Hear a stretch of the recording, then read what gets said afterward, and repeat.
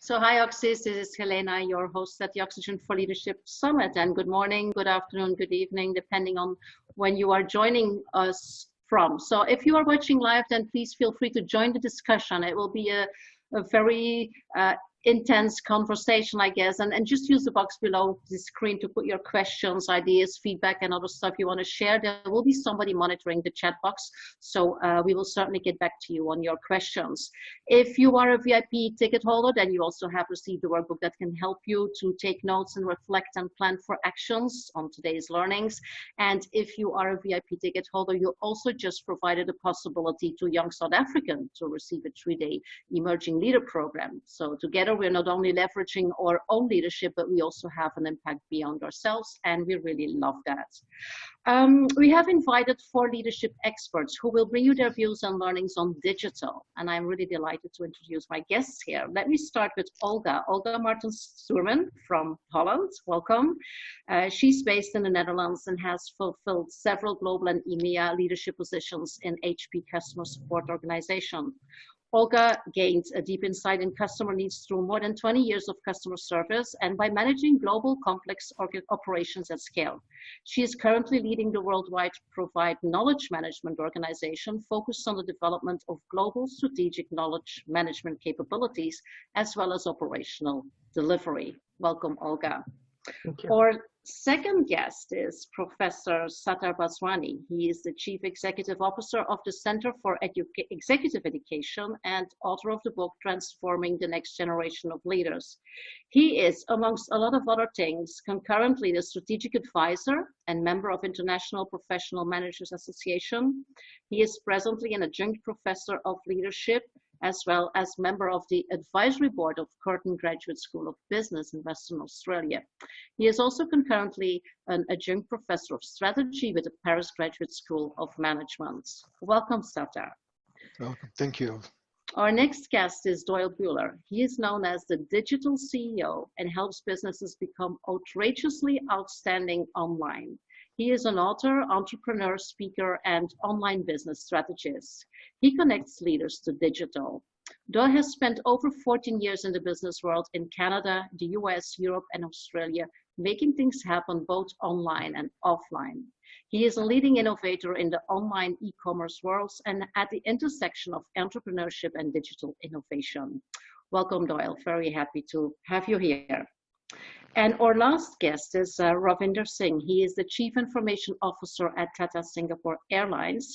He's a Harvard alumnus, an award-winning technologist, a rescue pilot, an angel investor, and a global speaker with more than 100 global recognition and 17 patents. He has been acknowledged as world's top 25 CIO, top 10 robotics designer in 2019, and the #1 artificial intelligence leader in Asia. So I think we are very well equipped with a great team at our table to talk about digital. So let me ask the first question here, and it is, what is the impact of digital on today's organizations? Who wants to start? What's the impact? To me, I think it's everything. In the digital economy, we really don't have a choice of whether we can sort of engage in the digital space or not. We're kind of committed at this point. And if you're not sort of accepting of that and you're not sort of demonstrating that leadership in that space, then it's going to quickly, I use the analogy of it's like a wave that you have to surf. And if you're not surfing it properly, it's going to push you out to sea or push you into the rocks or whatever. So now's the time, and you have to be able to embrace it. It's not going away, and you have to put an effort into it. Yeah. So there's no escape. Yeah, I fully agree, Doyle. I think what is important to understand that in today's the digital transformation context at the workplace, we're talking about all activities are being business function processes and activities are being interconnected. And it's important to understand, so the drivers of the business transformation is all about delivering better customer experience. It's about enhancing or improving the business processes so as to provide, increase speed to market. At the end of the day, it's about profitability, enhancing the organization profitability. So I think it transcends all function, and especially today you talk about the customer centricity. Every part of the organization has to be aligned to deliver value for the customer. I think that's very important. Thank you, Sattar. Olga, how would you define the impact on HP as an organization? It's everywhere. Like mentioned before, it's, your employee workplaces where you want to build much more digital processes. You look at robotics, you look at automation. You want to make sure that you can be for your customers a lot more proactive versus being reactive. So I think it's not only the digital technologies that change a lot, but there is a whole culture aspect that is equally important. Are you embracing a very different way of doing business? And can you look at the world around you in a very different way? And I think that is probably the biggest challenge for many people. Technology choices are difficult, but getting the right behavior, mindsets, and activities in your organization aligned, that's a much bigger challenge. Absolutely. Rafi, would you like to add something there? Helena, if you actually look at two things which are very interesting, which are happening in the whole ecosystem of business or capitalism, if you look at it. One is if you look at the macro part, and especially in those economies or emerging democracies which have a very young population, where awareness is increasing exponentially, and with that, aspiration of the young workforce is increasing, and that's not an easy situation for any leadership, whether corporate or a political leadership, to deal with. So the larger macro picture, you have to create meaningful employments, and those meaningful employments are directly relevant to the readiness of industries which are digital in nature. So you can't define employment as just to have number of hours to gain or to generate bread and butter for your family, but to have some meaning in terms of creativity. That's one thing which is happening. Second thing is with the digital thing, it has suddenly become a platform game. So its speed for the first time has become core differentiator rather than the other aspects of it. They're equally important. Customer experience plus all are very, very important. But speed and speed of doing trade, how quickly you can set up businesses, how quickly you can acquire customers, how quickly you can understand those customers. These two are very, very interesting aspects which were never so much in prominence in the past era of industrialization and business. Okay. So what does that mean for leadership? What are the key leadership challenges in leading digital transformation in the workplace? I think one important element about leadership readiness. Are leaders ready? The current leaders and future leaders, are they ready with the competencies and skills to be able to meet those challenges in a highly disruptive, digital-driven or VUCA-driven volatility, uncertainty, complexity, ambiguity that we have seen over the past few years? That is the most important. How do we equip leaders with the right set of skills, competencies to ensure that they could effectively manage those challenges? So that's about the leadership readiness, number one. Number two is to be able to ensure the identify the right set of competency, which include, of course, the what I call the cognitive readiness, the high level of thinking skills or critical thinking skills, which leaders today need to be able to solve those complex challenges that is being created as a result of the volatility, uncertainty, complexity, ambiguity of the business environment. That is one of the biggest challenges that we're going to see. More and more leaders lack of those core competencies in cognitive readiness, in emotional and social intelligence, the creative, innovative skills, which is getting more important. So that is, I think, one of the biggest challenges ensuring the readiness of the current and future leaders to prepare for this challenge? What I've found is that there's definitely, you know, that sense of leadership in the traditional sense that, you know, it's about understanding the challenges and the culture and, you know, other sort of factors that are important. My perspective, I've taken it sort of from the side of the businesses kind of going out there day to day and how do they actually deal with what we call digital leadership.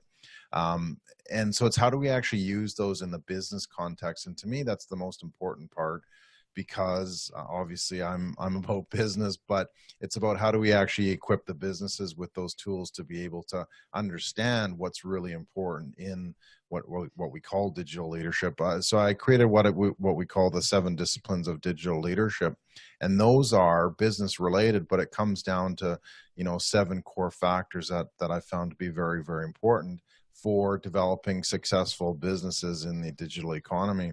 Number 1, they have a digital strategy. Number 2, they have a creative content plan. Number 3, they know how to actually use and engage with the tools of social media. Number 4, they know and understand how to use branding, visuals, and videos rather, to be able to convey their messages to their audience. Number 5, they know how to align their website and their web assets with their whole ecosystem. Number 6, which we don't actually see a lot of, is do they actually have a sales process or a buyer's process to be able to understand how do we bring this audience, you know, through the whole business. And number 7, how do we actually measure this? How do we analyze? How do we amplify through advertising and that sort of thing? So if we can have these, again, what I call 7 disciplines of digital leadership, it kind of helps the businesses understand that if we can put it into a specific workflow or a specific bucket aligned with these concepts, then it actually gives you something to work for, and it sort of simplifies the job of the, you know, leading in the digital economy as well. How do you look at leadership development and core competencies at HP in this digital age? Yeah, I think we worked quite a lot on what we call kind of the workforce of the future to see, okay, how do we get our people ready for the future, and all the digital acceleration is an important role in that. It's the only one, there's more elements that play, but digital connected ecosystems and many of those technical developments that are seen to accelerate are pretty important. But as mentioned before, the technology is one thing. It's more how to manage the change, how to get the right culture in place, how to get the right behaviors. That is actually much more complex. And for that, you don't need to be a whiz kid. You don't need to be digital savvy. You need to be a good storyteller. People really need to understand, why is this important? Why does this matter to my customers, to my partners, to my employees, to me? If people are convinced about the why, they will be able to change, they will be able to adopt. And I think so that education up front, that storytelling, that purpose, why you do something is important. But at the last part, it's also important, how do you accelerate adoption? Because I see with digital, beautiful things being built, and then people expect that your customers will just come, right? Hey, I built it, people will come. Not really. So you need to work a lot on the adoption, on the usage, and it's not a one-time thing. I think that is also very different from our traditional way of setting up businesses. You had this big bang, it was all perfect.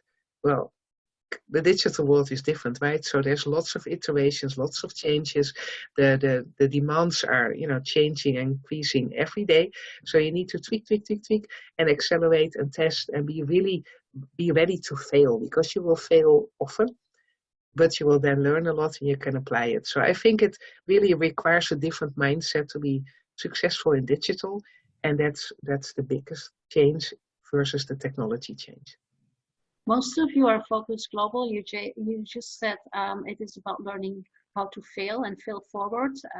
Failing is a concept that is a lot more accessible in certain cultures or in certain places in the world. Yep. If you look at Europe, it's not a really acceptable thing. Sometimes I even saw literally on the walls, failure is no option. So how do you deal with this culture conflicts actually that arise in specific organizations? It is interesting, right? You need to take really kind of a differentiated approach. It's not only culture, it is also looking at the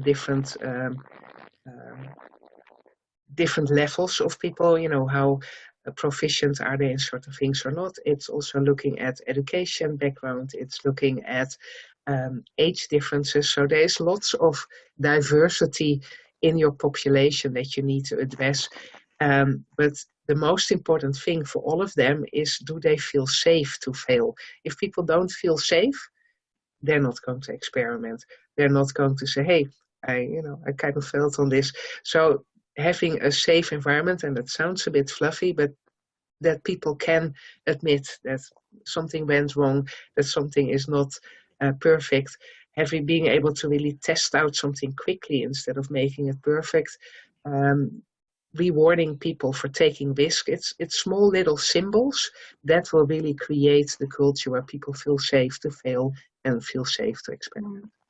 I'm glad you also mentioned the generational element, because digital is, at least in the perception of a lot of people, it is about, the young generations, the new generations, the tech-savvy generation, and some generations are supposed not to be like that. And I contradict that absolutely. But how do you deal with that in organizations? Gentlemen, you want me to answer, or are you going? Whoever wants to go.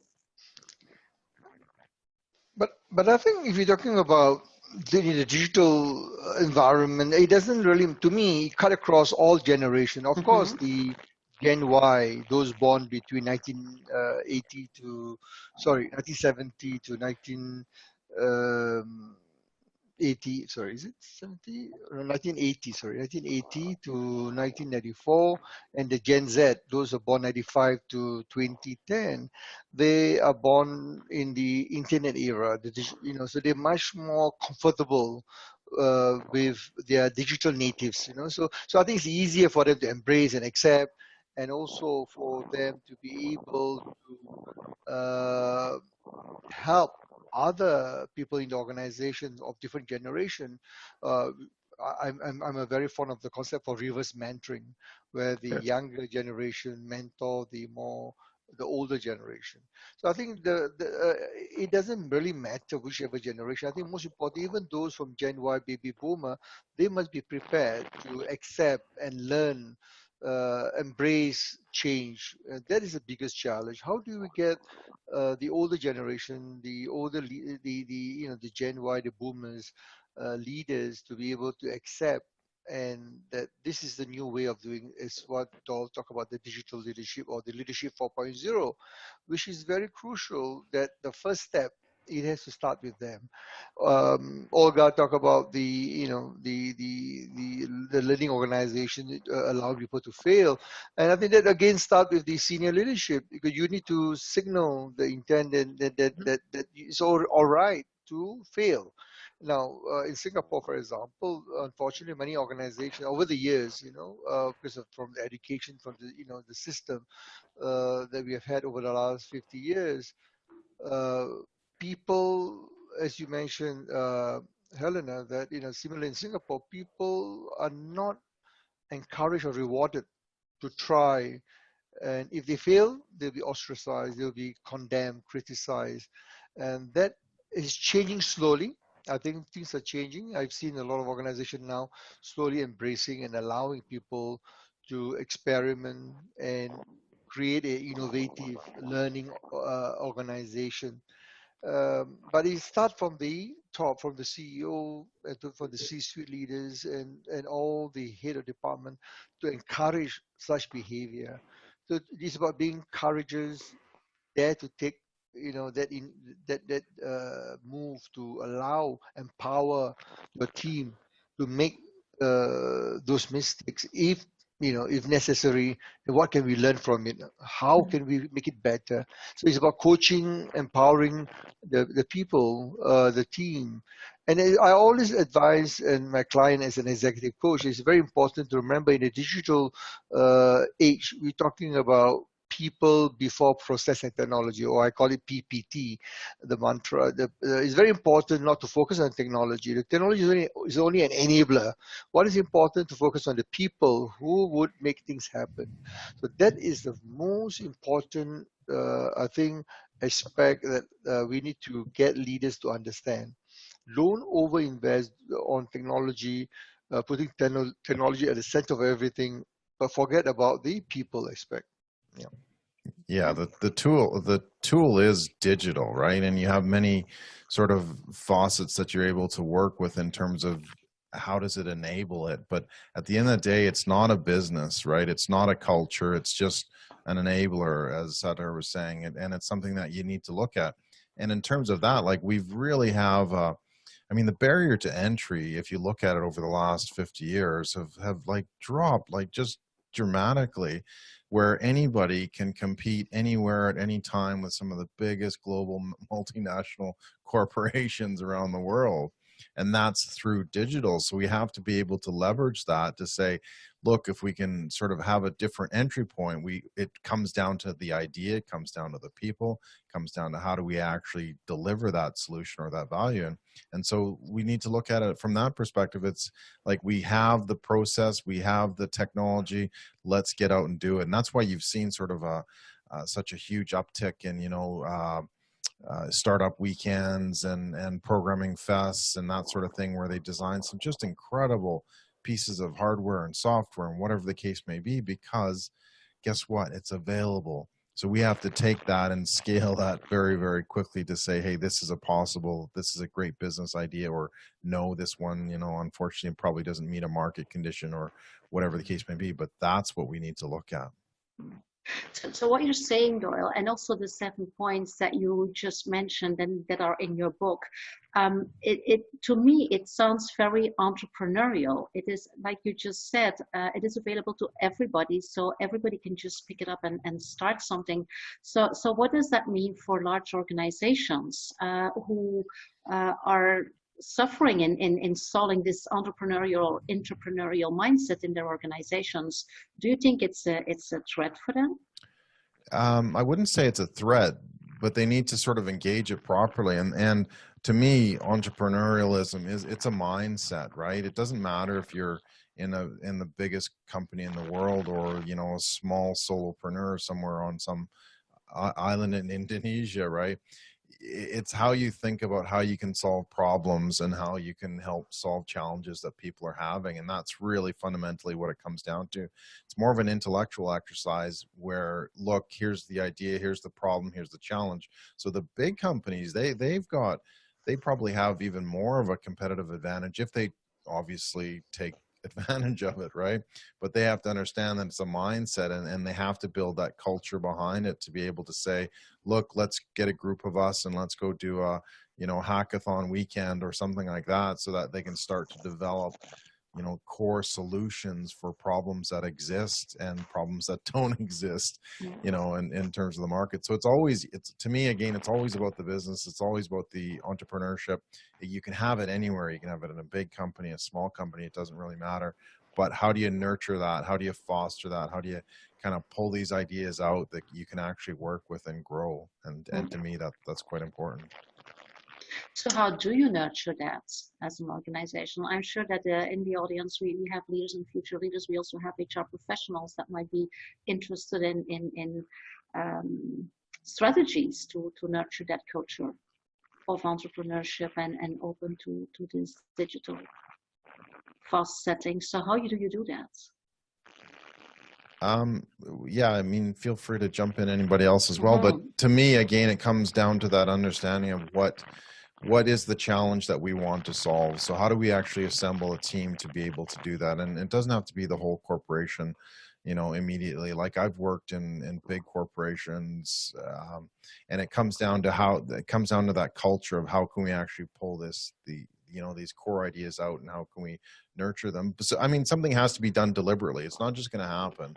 So you have to set aside some programming, some you know, some management, project management, and that sort of thing to say, this is what we're going to do. So you can set up the framework, and then you need the people, obviously, as part of that to kind of get in and jump on board and get problem solving or whatever the case may be. So you have to, as a big corporation, you have to create those opportunities for them, create the workspace, create the, you know, the freedom of expression, the ability to have new ideas and the ability to pursue those ideas. And if you're able to create that foundation, then that's when people will become creative, and they'll be able to understand the true problems or the true challenges that people are trying to solve, and that the ones that you can actually do it as the company as well.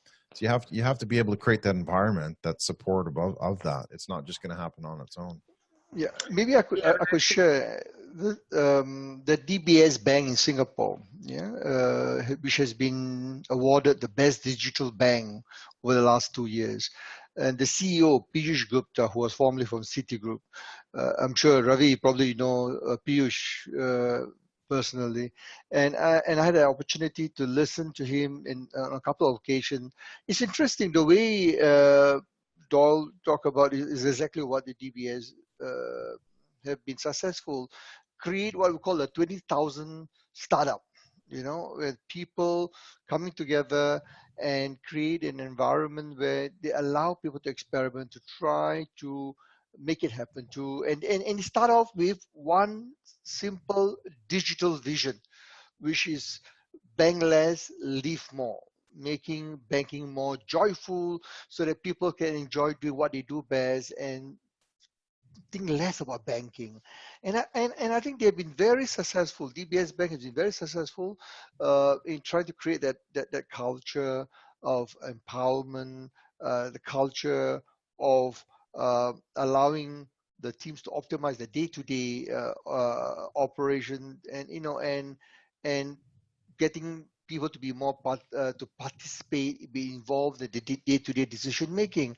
So that starts from the leadership. Both the chairman and the CEO emphasize that, and continuously the consistent message is being made known. And I think the whole organization, 26,000 employees, understand that clearly, the digital vision. From there, then how does it translate into the business strategy, the human resource strategy, the technologies? Every single different business function had to be aligned to that. So, of course, for HR, the people comes in the focus is about the skill, upskilling, reskilling, putting people, redeploying people across organization. For example, a simple example that the teller in the banking, used to be the core function, and now there's been people, the bank tellers have been redeployed as more and more people go online banking and so forth. So I think that is how we start with a digital vision and articulate it clearly, that people understand what does it mean, what does it mean to me, what does it mean to my customers, and focus on customer. DBS Bank is very customer centric. That is the strategy that it works for them, and a lot of other companies are trying to learn from DBS success, being and now they've been recognized for that, being the best digital bank twice globally, twice in a year. I'm sure. What do you think, Ravi? Yeah. So Professor and Helena, one of the interesting things, which happens when I talk to, CEOs of very large companies versus startups, and in this particular thing, as Professor was rightly saying, if you are a CEO of a large company, you have this dilemma in your head, which is cost of change versus cost of compute. Okay, now that dilemma is not with the startup folks, right? Because, they're born now, and for them, they have this advantage of cost of compute. They don't have, whether you look on their balance sheet or you look at from the leadership perspective, they don't have to think of cost of change. And I think, strong leaders, they get out of that particular dilemma pretty quickly, and they decide. And the way they decide is exactly what Professor was saying. They have a very specific purpose. So fun is a very, very specific purpose for DBS Bank. So that's the most important thing. And that traditionally has been a most sustainable part of any organization to become an institution or a large institution. I think that's where most leaders fail in terms of successful transformation. So that's one thing which I've seen. Now within startups, they have a different kind of a problem. You know, they actually start on a same scale. One of the attributes of digitization, it lowers the cost of compute, you know, whether it's cloud or anything else, or blockchain or anything else. But what it also does is that it actually creates a democratic and equilibrium. So everyone is same. So how do you differentiate yourself, you know, if you are on a platform? And then you get into this thing, hey, how do I create? So I'm working on a paper and I'm writing an algorithm, which is, you know, codification of emotion. So how do you bring digital compassion into game and all that stuff? And that's not a straightforward thing to do. And that's where the real fight, which is happening within startups. And that's how I see the whole ecosystem. And it's a remarkable example. DBS is a remarkable example that how they have kind of swallowed their ego, that even though they are a huge institution, they have to cultivate from outside this startup culture through hackathons, and then bring that into their overall, you know, cultural ecosystem, and then cultivate various different cultures, but keeping the purpose intact. It's easy to say, it's a very, very difficult thing to do. It actually tests your leadership to core. Well, it can, because you can get into the situation where it's too much digital, right? And again, that's what we have to be careful, is we have to we talked a lot about culture, and we have to talk about how can we actually make sure that we don't sort of digitalize too much, or too much automation, or, you know, whatever the case may be, because that can be trouble. Because are we actually really solving a problem, or just creating new ones as well? So we have to look at how do we actually, you know, create that ecosystem that we're trying to solve something. And we have to sort of make sure that there still is, even though it is digital, we still have to make sure that there's that humanness in it as well. Because if we miss that piece, if we miss the culture side of it, why are we solving this actual problem? Then we're creating junk, really, at the end of the day. Like, you can only digitalize so much. Is you still need that that certain level of human interaction, that certain level of human condition or culture, whatever you want to call it, right? And to me, there's a point, and we kind of have to find that point of where do we maximize AI, where do we maximize, you know, digitalization, and where do we look at, you know, what involvement do we as intellects have to be able to sort of provide that solution. So we have to be able to be careful in terms of how do we actually look at this. It can't be 100% digital. It's not going to work. It's not going to solve a human problem. Olga, do you want to add something there? Yeah, I think what is also important, whether you're in a big company or in a small company, that you get your feedback, your customer feedback loop in from the start, and that you look at scalability from the start. Because if it's a big success, you need to be able to scale very, very quickly. And I think many people forget that, but also that feedback loop. And then really using that feedback, and not on an accurate level, because, you know, if you average everything out, you have a nice number, but it doesn't tell, again, the stories, right? It doesn't tell your customer stories. So you need to be able to look at the outliers. What are your extreme customers? What are they telling you? And can you use it to change, to improve? So looking at those stories, not looking at the averages, understanding digital metrics and digital data, because they're very different than your traditional metrics. And you will see that as soon as you shift to digital, some of your traditional metrics also really are going to change. An example is, for example, call center metrics. If you traditionally would look at what is my cost per call, if you introduce digital, and many people go to websites, you probably will end up with the most difficult calls to answer. That also means that those calls are probably much more lengthy. So your cost per call will go up, but your overall cost will go down. But if people kind of stick to the old metrics, they will say, hey, this is a really bad deal. No, but because your overall costs go down, you see. So you need to look at an end-to-end mechanism and not at individual metrics. And I think people not only need to be digital savvy, but also digital metric savvy, because it's a very different world how to drive your business. Yeah, and that's actually a good point, Olga, because that's one of the things that's missed traditionally in business in the digital economy is that uh, quite honestly, I see a lot of people throwing money at, getting advertising or solutions like that, where if they actually took the time to analyze it with analytics and say, okay, this is actually what's important, we need to, focus on that, because otherwise you are just wasting money. And it's actually the last step of everything we do is the advertising part, because you don't have all those pieces in place first. So if you have those pieces, great, then you can look at the analytics to make sure that everything is working, and then you can strengthen that with advertising and amplification and that sort of thing. So yeah, it's a huge part, and I believe most businesses miss that part. It's like, oh, let's just throw some more money at it, see what we can do, kind of thing. But now's the time to be smart about this, to say, okay, well, how is this actually working? Is this the right metric that we're actually using, like you suggested as well? Yeah, because volume is often mentioned, like, oh, I have so many hits. And then I always say, yeah, hits is how idiots track success. Because Yeah. it doesn't really mean anything, right?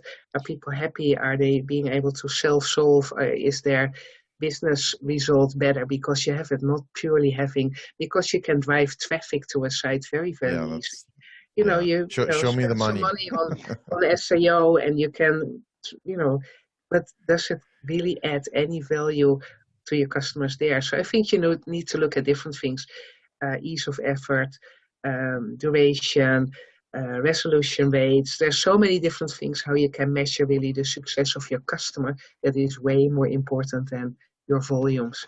And it's always a very interesting discussion. How do you measure success from an operational perspective, a financial perspective, and from a customer perspective? And sometimes those conflict. And what kind of choices do you make then? I guess we're entering the area, what big mistakes can you make as a leader in times of digital transformation? There have been a few already mentioned. So what other mistakes do you see happening, and what would be your warnings for leaders and future leaders in this area?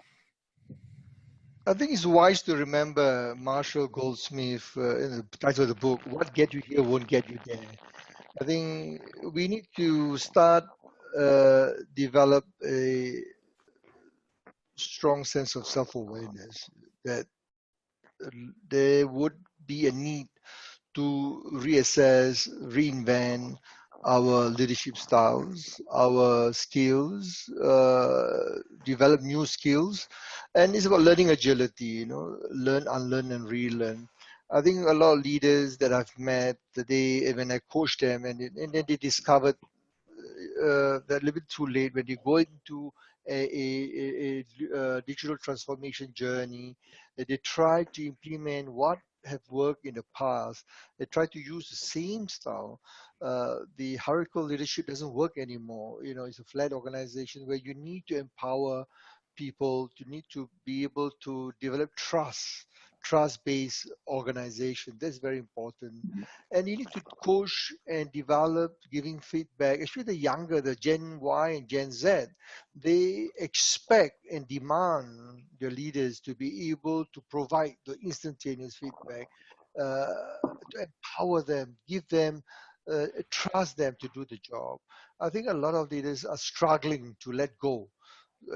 They used to have control in whatever they do, and they need to change their leadership style. And this is what we call, and I think what I would like to call the inclusive leadership style. To embrace, from a cross-cultural diversity perspective, develop collaborative relationship across virtually, across different markets. And also, one of the things that we need to understand, the importance of emotional social intelligence, especially we talk more in the workplace where more and more robotic, the impact of robots at the workplace. We need to be able to develop kinder people with empathy, in able to deal with each other socially. That's important because people tend to focus on technology, it become much more lonelier. People become, and when I talk to a lot of some of these organizations that have embraced technology in a big way, especially automotive, in in industrial automation. One of the challenge when I was listening to some of the leaders, I asked them, what is the biggest challenge you're facing now? In the lack of connectivity. People are not connected to one another. So this empathy is very important. That's interesting. If you look at the technology, Olga, you're from in HP, but I look at Microsoft today. Satya Nadella is one of the greatest leaders who have demonstrated extremely high level of empathy, has transformed Microsoft phenomenally. I think Microsoft has, under his leadership, is transformed. And one of the things that he attributed is this ability to demonstrate empathy with his team. So I think this is something which is missing, and leaders need to learn quickly to reassess their leadership competency, their leadership style, their communication style with this new group, especially the younger workforce. They cannot work with the old style of paradigm of leadership. We need to be able to embrace and work with them based on the new paradigm of leadership in the, what we call the leadership 4.0. Yeah, and we if we don't talk have. a bit, Oh, sorry, go ahead. No, go ahead, Olga. Okay, so if we talk, the question, what are some of the mistakes? I think we already mentioned some, right? Not being data savvy, not being good at scalability, making sure that you don't have a clear why you do certain things. Those are all mistakes. I think today, especially for me being from Europe, things like security, privacy are extremely important in the digital world. And that is something that customers are wanting as well, right? They want their data to be secure. They want to have privacy. So a focus on these kind of elements is really critical if you want to be successful in digital, if you don't spend time on that. So it's not only technology, it's not only culture, but it's also making sure that you know what is legally required or what is really important for your customer bases from a protection perspective. Go ahead, Doyle. Yeah, and they're honestly, I don't find that there's any really good digital leadership frameworks, and that's kind of why I created my own, looking at the industry and what was going on in the industry to say, okay, well, I think this is kind of where people are finding success if they sort of exhibit these types of characteristics or behaviors, and to me that's one of the biggest roadblocks to understanding this whole concept of leadership in the digital space, is making sure that we actually have a framework to be able to do that. And if we can do that, I mean, like I said, I found one on my own that I find works quite well. Others may not, or it may not work quite as well as they want. But the point is that we need something to create the guidelines, to create the hash marks on the playing field, to say that this is what's important and this is what we kind of need to look at and measure. I think it's like 60% of businesses, and this is pretty typical, at least between Australia and Canada and the US, 60% of businesses don't make it past the 5th year of business. And if you dig a little bit deeper, about 50% of businesses fail because they don't have a plan, they don't have a strategy, they don't know how to market. So if we sort of combine those two together, we need to look at what are we doing with leadership to be able to help these businesses build a proper, effective digital strategy. Because the ones that don't have one, I mean, they try this and try that, but there's no focus and that sort of thing. So how do we actually create a more robust economy, more robust digital economy? We create a strong digital strategy that helps them through that, and we do that. We back that up with a framework of digital leadership that says these are the buckets, these are the patterns that we need to be able to look at and recognize. Because if we don't, we're going to, again, as I started at the beginning, we're going to get washed out to sea if we don't know how to serve. So we have to be able to sort of engage that very quickly and get that done and useful for us. Yeah, I think what is probably difficult for people is distinguish what is really important, right? There are so many different trends and changes everywhere. We all live change all the time. So in HP, what we normally say, kind of this surfing metaphor, like you're surfing now, so you need to be really riding the wave that you're currently on, otherwise you're flat on your face. But you need to kind of look at that second wave, because if you don't, you will be flat on your face again. But you're not just surfing on the sea for nothing, right? You have a certain goal. But you also need to look at that third point where your end goal is. And there's different directions to get there, but you cannot focus on one thing. And I think that is important in digital. You need to manage your current business well, whatever form of digitalization you have in there. You need to look at adjacent markets, your second wave, to see the opportunities, but you also need to scan the environments for what is coming, because in all three cases, if you're not alert, you're flat on your face. And that's the strategy part Yep. of leadership. It is very challenging. Rafi, how do you look at it within your organization as CIO? This is actually not a straightforward thing. There's so many parameters. Earlier rightly mentioned, there are so many dimensions. One is a common thing which always happen is ability to cannibalize yourself. You know, it's a very sexy thing to say. It's a very difficult thing to do. Microsoft is one of the rare examples where this large gorilla, you know, suddenly, you know, in itself almost in every aspect of their products and services. Look, you know, if you actually look at CEOs today, and they're a little bit unfortunate because they're facing some strange kind of problem, you know, propositions. Globalization versus localization. There's no straight answer for that, you know, digital or traditional one. Digital makes it far more difficult.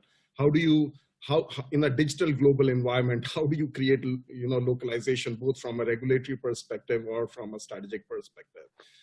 You know, where do you build, where do you sell, and how do you take with?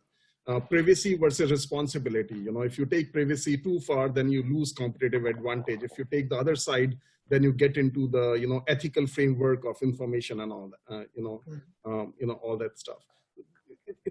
There's no straight answer to this. You know, as Doyle rightly mentioned, you know, that's why there is no specific digital framework for this.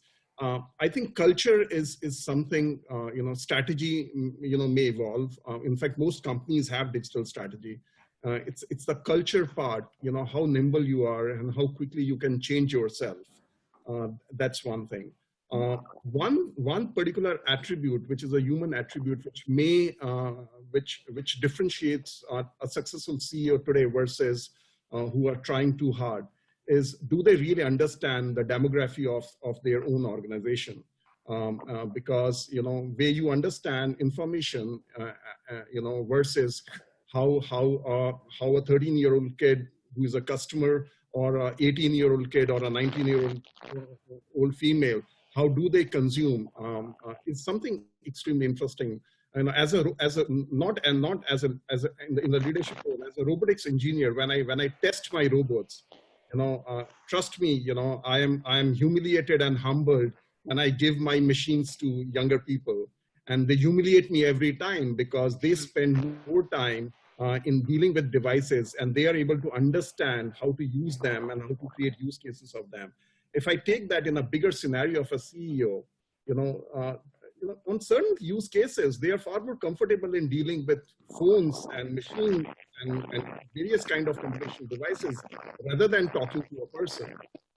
I think CEOs who are able to figure that out, they are in a much better position to bring that particular change or do a storytelling with a compelling honesty than who don't understand that demographic part. I believe there's a lot more to say about digital, and there's a lot more to learn about digital. I hope for the audience, if you have questions or feedback or your own views, just put them in the chat box, and also share this this session with other people that you feel might benefit from it. We have done also roundtables during this summit on culture. You have heard the word several times here, so there's another roundtable that might be very much aligned with this one. There's also one on agile. I guess that is also something that is very much related, or you could see very much related with digital. I'm going to wrap up here, and my last question for you is if you could like predict as visionaries, if you could predict the future, what is like your #1 chance or challenge that you see on digital and on technology and leadership for the near future? What could it be? Personally, I would say it's how do we, you know, combat fake news and that sort of, we've seen sort of through social media kind of create that sort of vacuum of whatever you want to call it, I'm not really sure, but we really kind of need to focus on how do we actually elevate that sense of digital literacy, right? How do we actually understand, how do we, solve these bigger problems of, the conversations that happen around social media. And a lot of it comes down to educating people in terms of what is, how do we actually embrace these tools? How do we actually use them for a positive communication type tool as opposed to just a, free for all? And I'm not saying we have to, decide between freedom of speech and digital technology, but we have to sort of understand that there's a certain way that we can conduct ourselves through digital literacy that says that this is important, this is a good part of a conversation and that sort of thing. Otherwise, we've just got a huge mess of whatever, people doing whatever they want. So if we can sort of elevate that with a sense of digital literacy, to me, that's where we can actually create some progress here. Awesome, thank you. Sattar, what's your vision? My view is that this disruption in the digital world has occurred at a very phenomenal rate. It is not going to change. It can get more intense in the next 10 years. What I like to see the change, and I believe will happen, that leaders, managers be able to leverage on technology, digital technology, the various digital platform in allowing them to be able to be a better leader, to be able to manage their team more effectively, how they can build virtual team across the globe by leveraging on technology, but always remember, which is very important. I hope the audience and people who are listening in, I think, as I said earlier, very important to remember that people trumps technology. It's people before process and technology. If you get the people equation right, the rest will fall in place. You get the people and the culture right. That is the most important in my experience in coaching C-suite leaders, CEOs and senior leaders. This is one of the important element in a digital transformation journey of any organization that I've seen.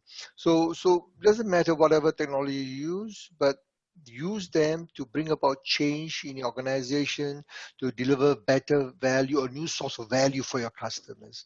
At the end of the day, it's about customer centricity. And how do you achieve that is to empower your people so that when you empower, first, to be honest, I always tell, start with yourself as a leader, know yourself, help your team, and develop a culture of trust, results driven. When you are able to do that, your team is able to serve the customer. Your customer transformation strategy will realize. When that happens, then your organization strategy will be achieved. So it's all start with the people first, and the rest will follow. So it's very important to remember that. Thank you so much. Rafi, your last words for this roundtable? Helena, I firmly believe in a midterm, citizen rights and citizen services will dramatically improve with digitization, and I feel that there's a huge opportunity for the first time in the history of mankind that direct democracy will appear. That means each and every person will have the right of voice and right of governance. I firmly believe that. And that will touch how companies will become far more democratic and far more open. Even if they are unwilling, they will be forced to open. So that's in the near term. In future term, just as a tech person, I think I'm not sure about it, but as a technologist, I'm confident a uniform language will appear between machines and humans and anything in between them, avatars or surrogates or something like that. And I'm in a positive mood. I think that will help. That may take away certain employments or certain definitions of employment, but we far more meaningful, far more creative, cognitive, employment and its definitions. That's my view of future. Something to look forward to. Thank you. Thank you. Olga. I look forward to the future. I think it's really exciting. I think there's so many changes, and you can run away for it, or you can prepare for yourself for it. And I think that's the most important thing. The future is starting now, not tomorrow, not next week. It's starting now. So get ready for the future. Stay curious, stay passionate about your customers, and lead with purpose. And then I think the future looks really bright. Okay. It's a positive message of hope and good perspective. Thank you so much for this. All of you, you were just amazing, and sharing your views was so valuable, and combining this was really a synergetic co-creation, and I loved it. And for the audience, if you loved it, then show your appreciation, give kudos. There's this upvote button to the right of your screen, so you can show your appreciation there. You can share it. You can revisit this session. You're very welcome to do that, and we really hope that you can take these learnings and roll them out in your organizations and in your professional life in general. Thank you so much for watching, and see you soon. Bye. Thank you. Thank you. Bye. Bye.